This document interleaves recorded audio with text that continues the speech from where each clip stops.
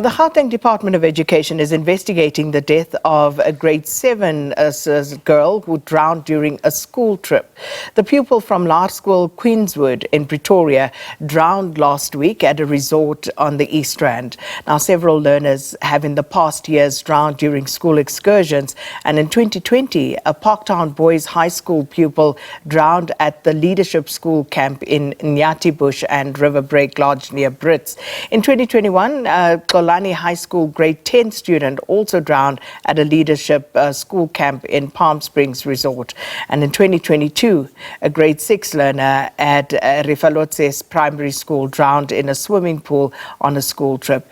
Now, this latest incident has once again brought into sharp focus security and safety measures, or perhaps the lack thereof, during school trips. So for more on this, we joined virtually now by Gauteng Department of Education spokesperson Steve Mabona. Steve, good to have you with us. Welcome to Morning Live. Good morning, and to all our viewers. Well, it's rather sad that the subject matter, is sad once again. It seems almost as though every year we are reporting on at least one of these incidents. And here we are again, another child, this time grade 7 pupil from Laerskool Queenswood, has died during a school trip. What is the department's initial reaction to this latest incident, given what we've seen in previous years? Indeed, we are quite sad as the department to hear about this loss, which is unfortunate. But what we have done, as you will know previously, we will then have an investigative body that will give us, an indication on what might have transpired. Because you will recall that, taking from lessons of the previous cases that you have mentioned, anything which has to do with the water, be it an excursion or water exercise, the approval process is quite tight. We compel schools to tick all the boxes because that approval must be granted at the head office. So this has been approved. We just don't know what might have transpired on the day, which is something that we want an investigative body that will be independent to assist us, to interact with everyone that would have been involved so that we understand on what the way forward will be. So as you say, Steve, you're still trying to figure out what the exact details are. But as per the approval from the department, and this is one of the lessons that was learned and I think came from the recommendations from the Enoch Mpianzi case from Parktown Boys when he drowned during that excursion. So what does that approval from the Department of Basic Education entail? No, approval will tick all the boxes, whether is there any consultation that was made, with the parents, because remember, SGB will then take lead. The place that they are going at was checked. If they are going to be engaging in water activity, will there be any vests? Will there be any safety protocol that will be adhered to? The educators that are responsible, will they be, enough for the number of learners that they are taking? Because remember, the previous case would have indicated that there was an element of negligence from teachers whom were disciplined. And so you need to tick all those boxes and make sure that the parents have signed the consent forms, and the roll call is taken, because another thing that was an issue, at a certain point, the roll call was not, taken. That's why it took time for them to even realize that they are one-shot learner. And that's where the frustration was. So all those boxes are ticked when we look at the submission from a school, which will be coming through the district, because the district must also peruse that submission. And we will then satisfy ourselves and approve. So this one was approved because it ticked all the boxes. Now our challenge, what happened on the day? That's why we felt that an independent body must be appointed. We are finalizing that process. We have not appointed as yet. Until such time that is done, we will then, introduce that firm to the school community and the family. So, I like that you go back to what was recommended in that Inokumpianzi case, because the family is alleging that they heard that the learners were allegedly left unsupervised at the pool area. And if we go back to that Mpianzi investigation, one of the recommendations from the firm there, it was Harris Nupin Mulibatsi attorneys. They recommended, among others, that there be supervision of 1 educator to 20 pupils. And you also mentioned the question of negligence. And again, in this instance, as the parents allege, that the kids were left alone. So what has the principal told the department about what transpired there? Unfortunately, we will not be in a position to go in detail on what we were told by the school, but there is a report of some sort. But because we then want to satisfy all, from all sides, we then felt that let's have the independent body that is going to investigate. So unfortunately, we'll not much into, the circumstances, but what we know is that, yes, there's a confirmation that the learner drowned, and to a certain extent, the learner succumbed. On all other activities that happen parallel to that, we will leave it to the body that is going to investigate.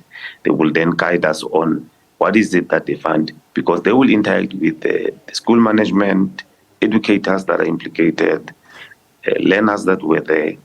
They will also interact with the family. The family will also then give them what you just put on the table now, so that then they will give us the recommendations on how we're going to move forward.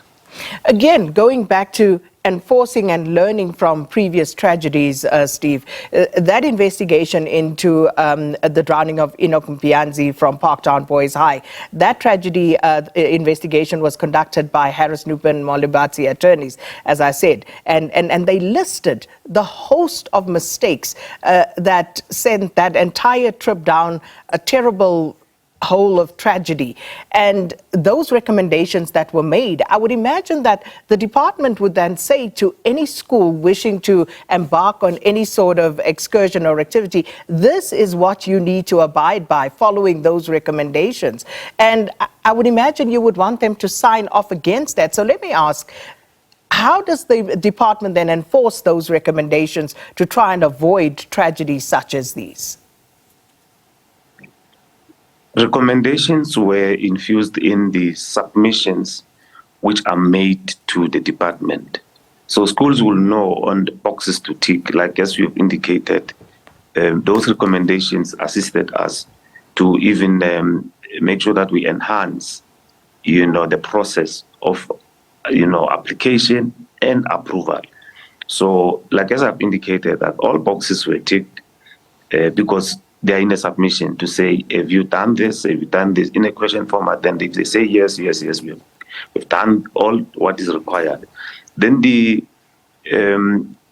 official responsible at head office will then satisfy themselves to say, yes, according to what we have received, this is what the school confirmed. Which document would have been sent to the district office before we come to head office. So this one was approved, meaning that all boxes were ticked. Now we will then have to go down to, on the day, the implementation thereof and what happened, which led to this tragic incident.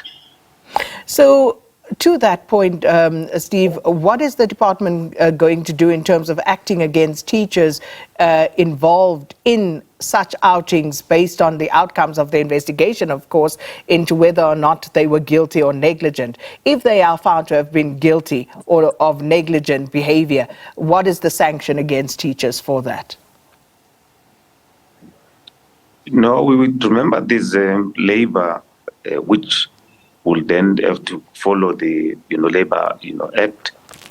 All employees are entitled for a fair disciplinary process, which they will then be entitled to representation, and the department must then put their case and make sure that they bring evidence which will then lead to a successful case from a department perspective. But if evidence does not, it's not strong, then probably an employee will win that case.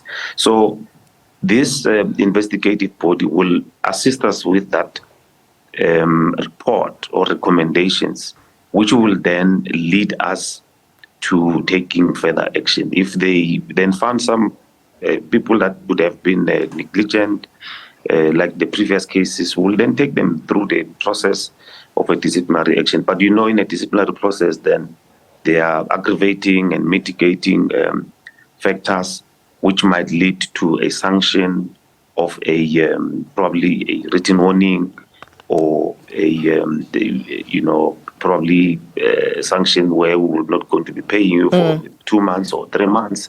It depends on how the chairperson of that disciplinary process would have analyzed the evidence and would then come up with the final verdict on that case. Steve, we have about a minute and a half left, and I just want to squeeze in 2 quick questions. The one is about indemnity forms, and I just want to quickly read something from an indemnity form for you. Either parent or legal guardian recognize that there's a significant element of risk in any adventure, sport or activity associated with outdoors, including the terrain, weather, physical condition and other participants. The participant assumes full responsibility for him or herself for bodily injury, death, loss of property and expenses thereof due to his or her negligence while taking part in the outdoor program or activities. Now that sounds, rather harsh in terms of having to have parents sign off on what I've just read. And by the way, this is a real indemnity form from a school given to children right this moment as I speak to you.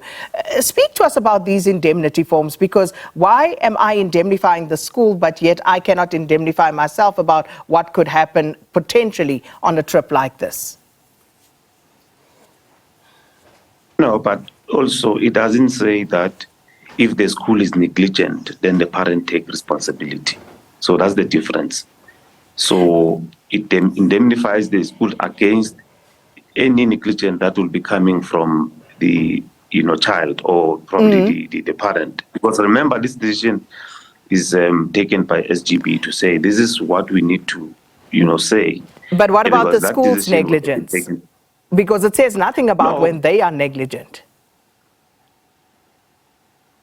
I mean, if they are negligent, definitely they must be taken head on.